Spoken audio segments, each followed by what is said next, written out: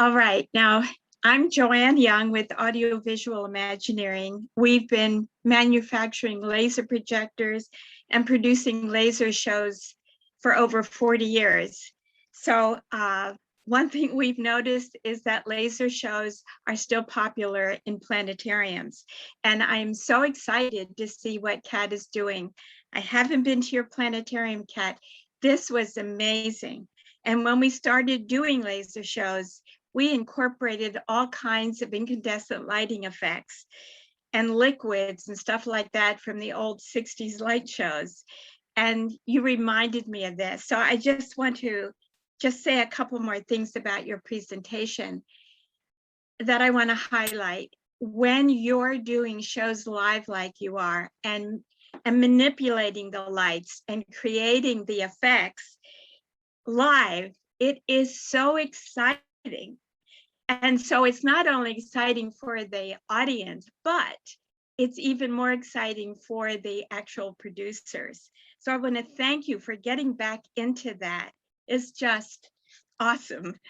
So I am also excited that there are so many planetariums that are still using lasers.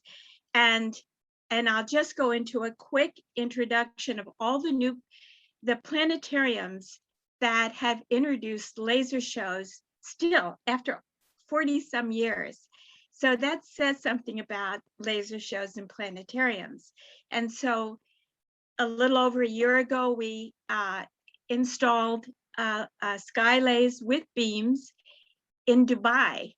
And it's so popular that the larger planetarium in Dubai wants to have the same system, but they want to outdo Children's City with 4 beam projectors instead of just 2. And then we installed Skylays effects in Orange Coast College, and that's Scott Mitchell. And then also to talk about, how the planetarium is really, it's not a classroom, it is a place where you experience events. Seeing the night sky all around you is breathtaking, and it is an event. It is not like sitting in a classroom. So Tony Kilgore renovated his planetarium, and you can see how he's made it into an event. So he has a skylays effects with beams. And then the Whitworth Ferguson Planetarium Buffalo has completely renovated. It has an awesome theater, and he added lasers, the skylays and beam effects. And you can see how he used the beam effects to simulate an unworldly sky atmosphere. And then the Barlow Planetarium used to rent a lot of our skylays, and they used our credit system to purchase a full dome skylays effects projector. And then the Old Dominion University Planetarium installed full dome projector laser effects with beams. And then just recently, a month ago, we installed beams into an already existing planetarium that had the skylays for an elementary school. So it's just real exciting to see how lasers are continuing to be used. People are continuing to have fun with rock music and planetariums. So, but I want to introduce Laser Camp. And we talked about Laser Camp before. I think a couple years ago, when we were at the Pacific Science Center, and I showed you videos from the Liberty Science Center, and they developed a laser camp where students would learn, or campers would learn, how to produce their own laser show. And so I worked with Liberty Science Center and Bill to produce AVI's version of Laser Camp. Bill McLean, who used to run the laser shows, and laser camp at Liberty Science Center. Anyway, the idea is that 1 to 3 campers would create a team, and each team would select a song that they would create laser images to. They put them on a timeline using Beyond Laser software and create their own laser show. And so we've incorporated into Laser Camp a 3-watt red, green, and blue laser for the classroom, and also a kit of materials that you can see, and I'll go into the individual parts, so that the purpose for this was to be able to not only have fun having children learn or campers learn how to create a laser show to their favorite music, but also to learn the fundamentals of light. And so I'll show you how we do that. Now, the laser kit, the classroom kit, contains mirrors and mirror stands, diffraction gratings, protractors, lenses, a violet, green, and red laser, and also red, green, and blue LED flashlights. And so we use these materials for hands-on learning to teach about light and optics, the physics of light, all kinds of stuff, and with great lesson plans. And it really makes learning about light so much fun. And we incorporate the learning, the live learning, the interactive learning, I mean, with learning how to produce laser shows. So this is one of my favorite studies, is teaching about reflection and refraction using the mirrors and lenses and the little fog, or someone can be, we provide fog, can of fog, or you can smoke a cigarette, whatever. I'm joking. Now, the wavelengths are also one of my favorite lesson plans, because I love to mix light to show the different colors. And so many people are surprised at what you can mix to create what color. And of course, the most fun part are for the students, usually middle school to high school, to select their music and to produce the show. And so you saw the excitement on Kat and Callie's faces. Just producing to music is so much fun. And you learn a lot. And so the end result is that the campers would present the show in the planetarium to the rest of the camp, or to friends and family.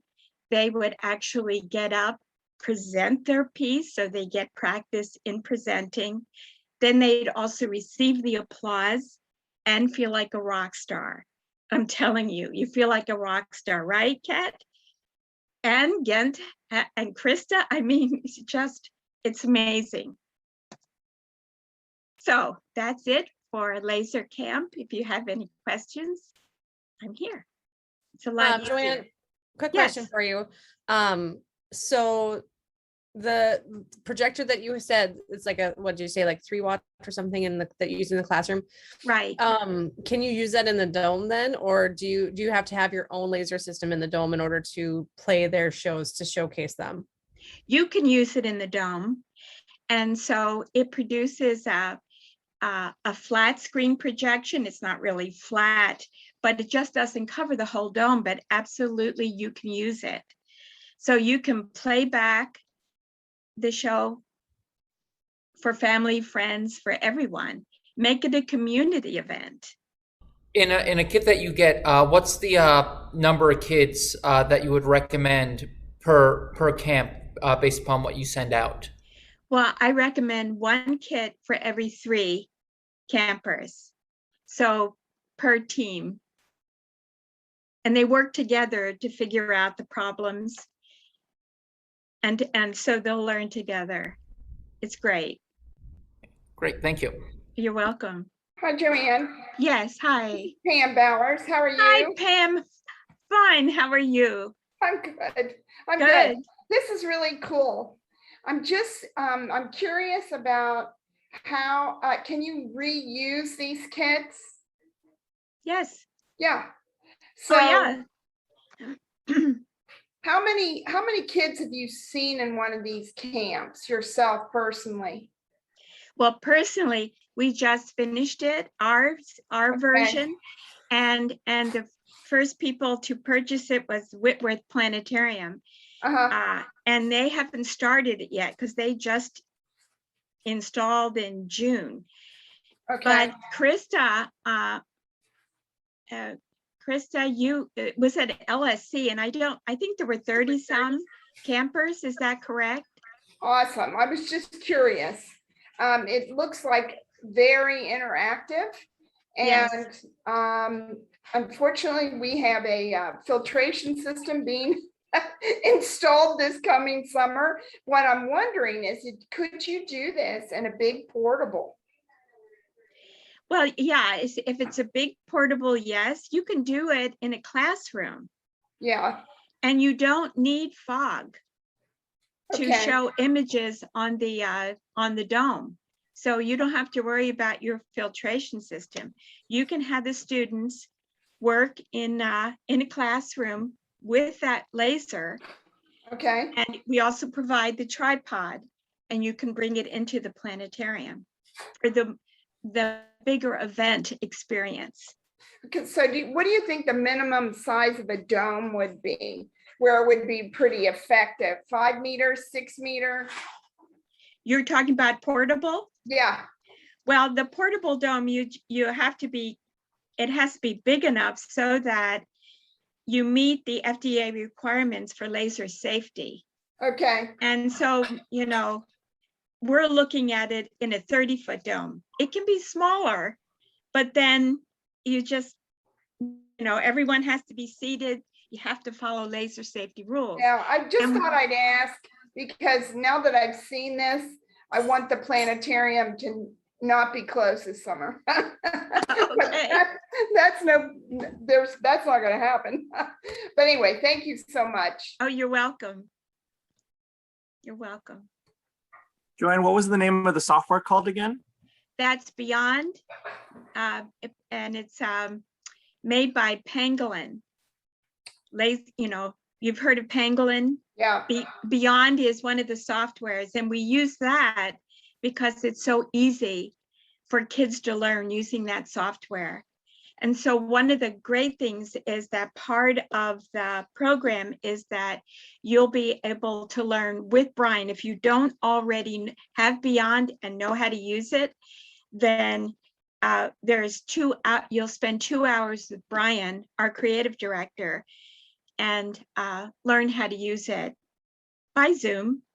He and Mark Percy from Williamsville developed a way of teaching Beyond all you need to know in 2 hours.